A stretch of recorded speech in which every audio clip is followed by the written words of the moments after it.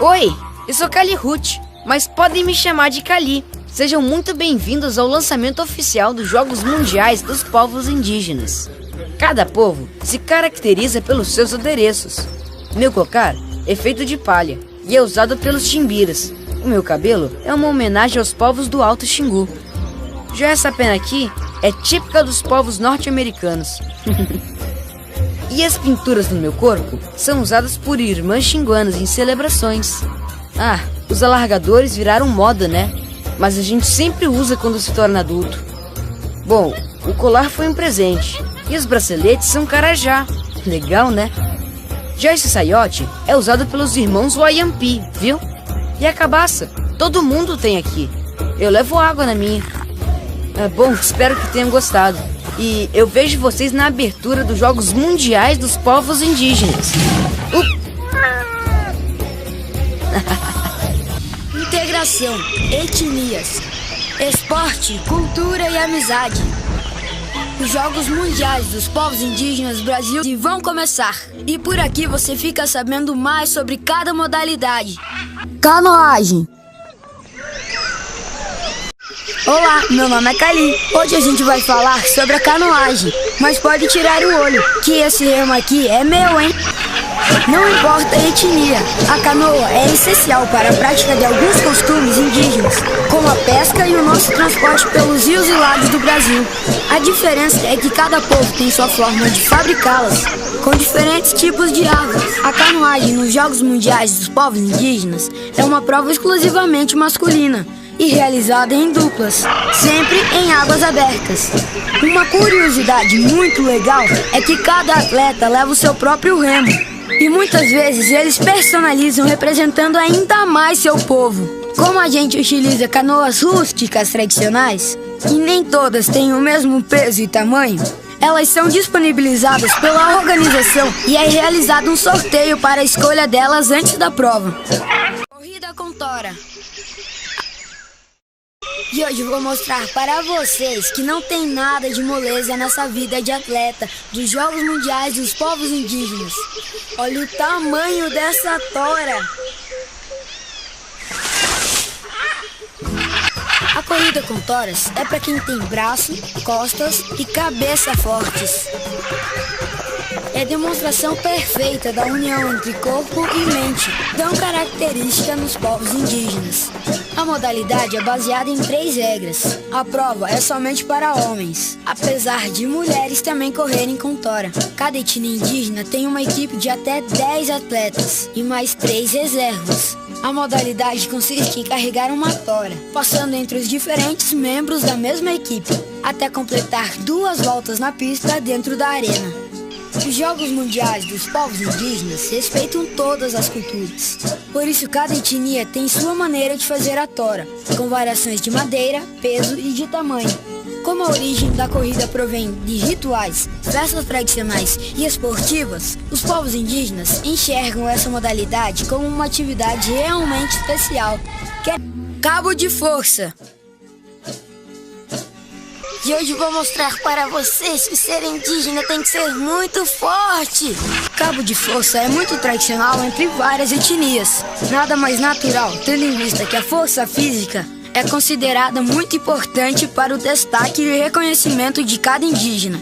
As regras são simples. Dentro de um espaço dividido entre 2 campos, 2 equipes puxam uma corda que possui uma fita no meio. O treinamento acontece nas próprias aldeias, com os indígenas puxando grandes troncos de árvores.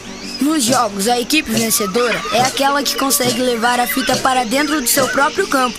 Cada delegação pode inscrever no máximo 2 equipes, uma masculina e uma feminina, com 10 atletas e 2 reservas. E se você pensa que esse esporte é apenas indígena, pensou errado. O cabo de força já foi inclusive uma modalidade oficial dos Jogos Olímpicos. Futebol. E hoje nem preciso falar muito, né? Segura essa! Como todo mundo desse nosso Brasil, os povos indígenas também amam o futebol. E por aqui o jogo é basicamente aquele que você já conhece mesmo. As regras são as mesmas regidas pela CBF, com uma diferença no tempo dos jogos, de acordo com a categoria masculina ou feminina. Se o futebol for feminino, as partidas têm 2 tempos de 15 minutos, com um intervalo de 10. No masculino, os 2 tempos têm 20 minutos e o intervalo apenas 5. Cada equipe pode inscrever no máximo 18 atletas. O primeiro encontro de diferentes etnias no futebol foi no Dia do Índio, de 1970. De lá pra cá, a gente não se cansa desse gostinho pelo gol. E duvido você me alcançar nessa corrida. Velocidade é o principal por aqui. E acredite, nós indígenas somos excelentes corredores. O senso de localização, a força e a agilidade fazem parte da nossa cultura. Por isso as provas de corrida são disputadas sem favoritismo. As provas são separadas em categorias masculinas e femininas. O número de disputas depende sempre da quantidade de atletas inscritos, sendo que cada etnia pode inscrever até 2 corredores. 100 metros em explosão não é brincadeira não, hein? Ainda bem que eu estou com o condicionamento físico em dia, hein? Natação. Hoje a gente vai falar sobre a natação, mas não vou precisar dessa touca e muito menos de piscina. Para os povos indígenas, a água faz parte da vida desde muito cedo. Lembro bem dos meus pais me levando para aprender a nadar, tomar banho e pescar no rio. Por isso, qualquer indígena pode dizer que treina natação desde criança. Nos Jogos Mundiais, as provas são individuais e divididas nas categorias masculina e feminina. As travessias são de 500 a no máximo 800 metros. E nossa natação acontece sempre em águas abertas, como lagos e rios. Além de ser um bom nadador, tem que ser forte, pois a correnteza também faz parte dessa disputa. A gente até chegou a usar piscinas na primeira edição dos Jogos Nacionais, em 1996. Mas aí percebemos que o nosso negócio é nadar na natureza. Arremesso de lança. Eu poderia estar pescando, caçando, mas estou competindo mesmo. Já deve ter dado para perceber que nos Jogos Mundiais dos Povos Indígenas, a gente gosta muito de incorporar costumes antigos nas modalidades, né? Com a lança não é diferente. Todas as etnias utilizam essa madeira rústica de ponta afiada para caçar, pescar e, nas antigas tradições, até mesmo para a defesa do grupo. Para competir, cada atleta tem direito a 3 arremessos por prova. A contagem de pontos e a classificação são determinadas pela distância atingida em cada arremesso. A mira não é o mais importante, não. Sai na frente quem tiver a melhor técnica corporal para conseguir mais impulso e jogar a lança bem longe. Ai, acho que deu um mau jeito aqui. Arco e flecha.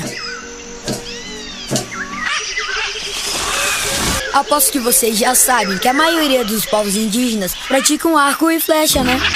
E sendo tão comum entre nós, essa modalidade não poderia ficar de fora dos Jogos Mundiais.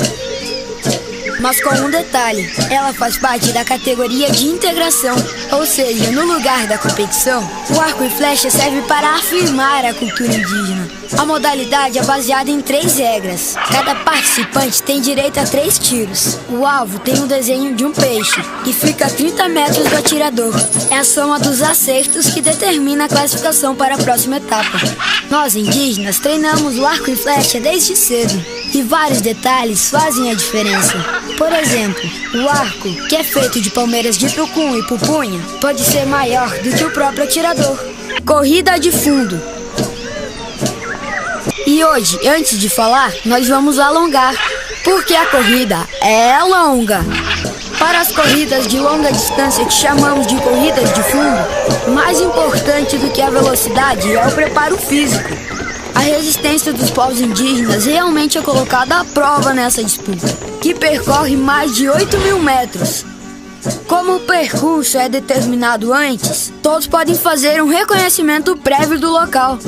Mais uma vez, temos disputas separadas entre homens e mulheres, mas as provas são praticamente simultâneas, com uma diferença de 15 minutos entre a largada delas e a largada deles. Como nós não perdemos a oportunidade de exaltar nossas tradições, muitos atletas correm utilizando roupas típicas, colares e cocares também. Tô bonito?